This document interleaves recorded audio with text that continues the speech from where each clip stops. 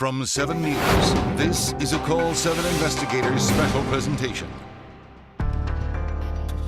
They just said that he got caught in the trampoline and he strangled, that he was outside by himself. 4-year-old Angel D. Herrera died at a foster home, his death declared an accident. But prior to his death, Denver Human Services knew there were serious problems within the home. I ran in the room and she was purple.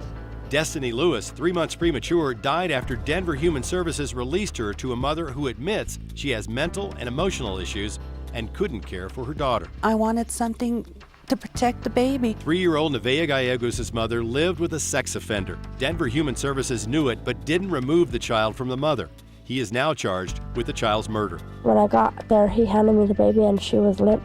She wasn't breathing right. 3-month-old Luz Valdez was beaten to death by her mother's boyfriend. Denver Human Services never followed up on a prior abuse complaint. They had every chance to save that child's life, and they didn't.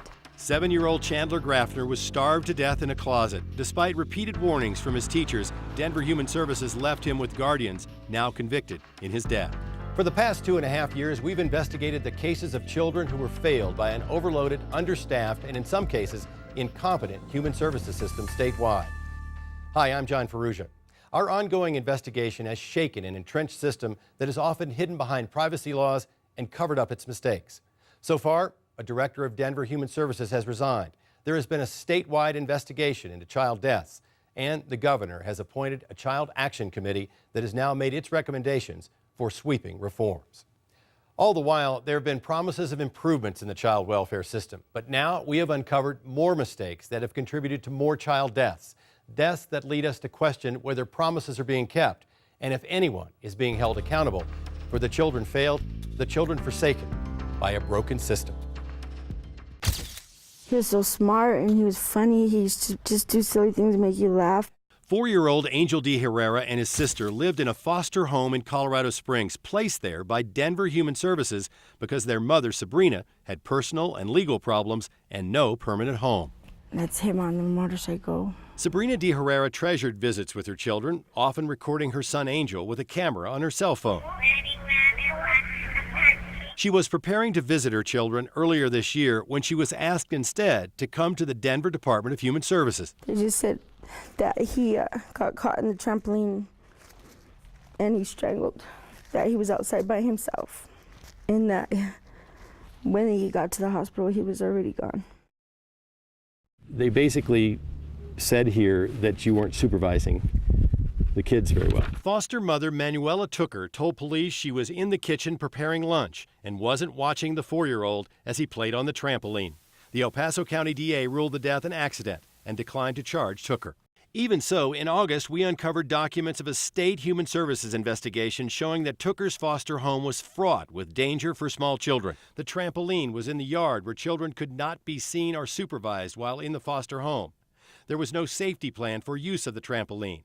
A can of gasoline was on the front porch, and parts of the home were cluttered with evident dirt and filth. It was just nasty. What did it look like? What did the house look like? Like there was dog hair everywhere and the food, and like she would smoke and I have asthma. This 18-year-old mother and her baby, who lived in the foster home with Angel D. Herrera and his sister, were removed by a Denver caseworker on an emergency referral just 2 days before Angel was found dead. But inexplicably, the agency left the other 2 children there. Children, the young mother says, were seldom supervised. She would always send them outside, and then, she would just sit on the computer and smoke. When she was on the computer, was she ever watching the kids? No. So there wasn't a lot of supervision? No. She has her opinion. But you don't sit at your computer and smoke? I did, but not all day long. Was the young woman lying to us? No, I guess not.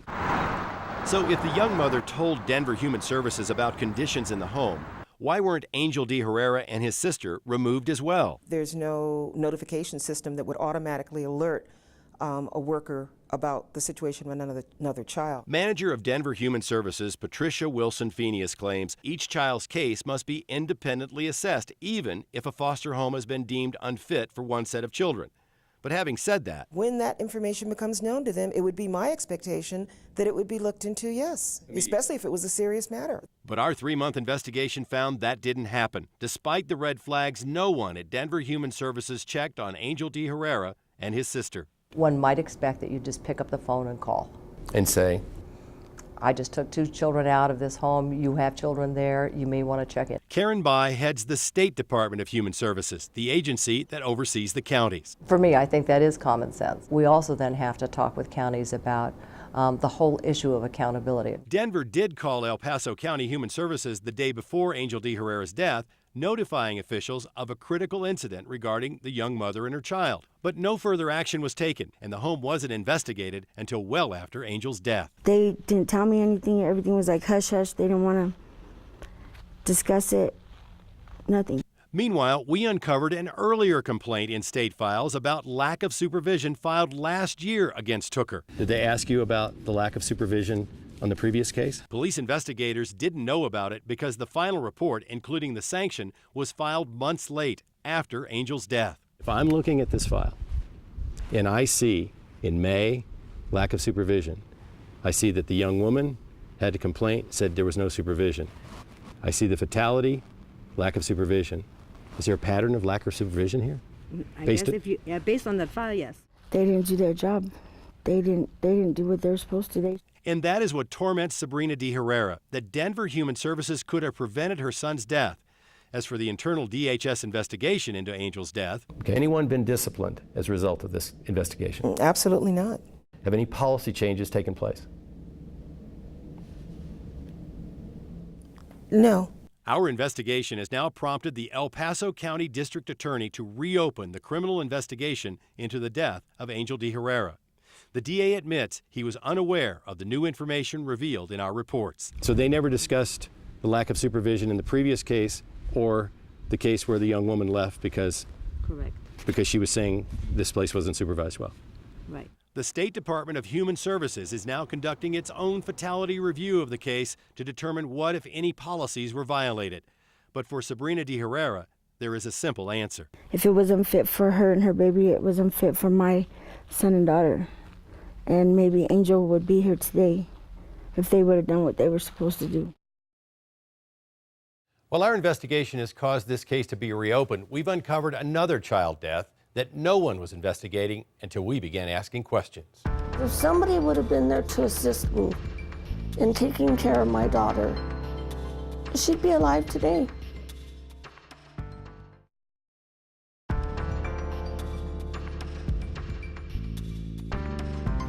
She was my miracle. I was very proud of my daughter. After 40 years of trying to have a baby, Jesus finally gave me her.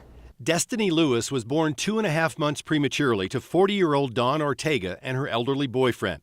The child had critical medical issues, including lung problems, and she was fighting for her life. She weighed 1 pound, 13.5 ounces. By her own admission and confirmed by medical records, Dawn has suffered in her life from physical and sexual abuse, a serious head injury, emotional issues, HIV, and short-term memory loss. So it was no surprise that a Rose Medical Center social worker contacted the Denver Department of Human Services in February of last year with concerns about a medically fragile infant and a mother with cognitive disabilities and her ability to parent. She was concerned because in the event that if we take her home, that we wouldn't be able to take care of her.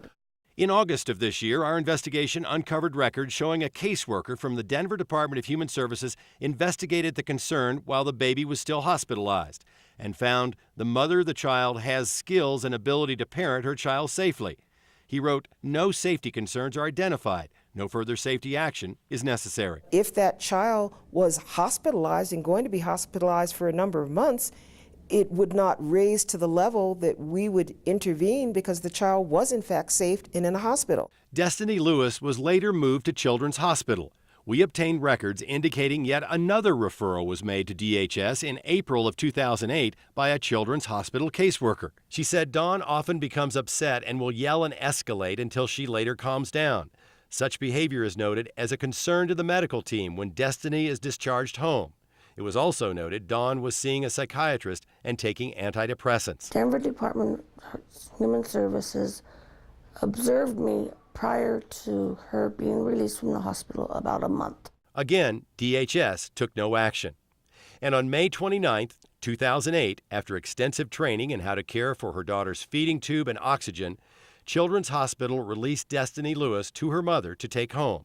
And the Denver Department of Human Services never contacted you? No, never felt that I was in need. 4 hours after she got home, Dawn took Destiny to the emergency room. She was gasping for air. Dawn had accidentally turned off the child's oxygen. Our 6-month investigation uncovered more records showing a children's hospital social worker called the DHS caseworker with new concerns due to the patient's readmission less than 24 hours after discharge. Finally, after a second call, hospital records show the Denver Human Services caseworker confirmed the patient will not be removed from the home, noting DHS was reinforcing that they believe Dawn can handle the patient with good support. We would be looking to assess that situation, and we would do that in concert with the involved medical professionals. And that DHS assessment allowed Dawn Ortega, who was known to have serious physical, emotional, and cognitive problems, to be sent home again alone with her baby on June 5th of last year. I was overwhelmed. I was the happiest mother on earth, but I was terrified. In less than 48 hours, Destiny Lewis was dead. I ran in there. I dropped everything. I ran in the room, and she was purple. The oxygen tubes had fallen out of her nose. They were sitting on the side of her, and she was on her back. Our investigation found, incredibly, no one from DHS or other service providers had checked on the baby in the 2 days she was home. The Denver coroner declared the death accidental, and despite serious questions about the actions of Denver Human Services, the case was closed and never investigated or reviewed by the state until we began investigating it earlier this year. Has anyone been disciplined in the Destiny Lewis case? Absolutely not.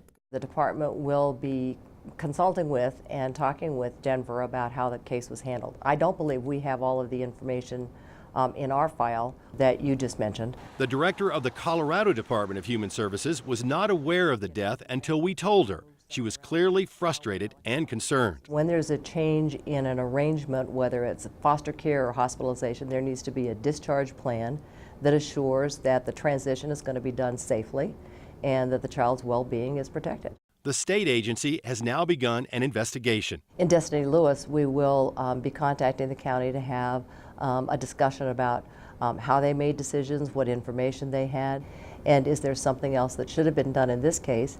It seems clear that lack of defined policies and procedures contributed not only to these deaths, but to more than a dozen others statewide investigated in the past 2.5 years following our reports. We've had more than one opportunity to protect and save these kids. It was a pattern. It was something that could have been stopped.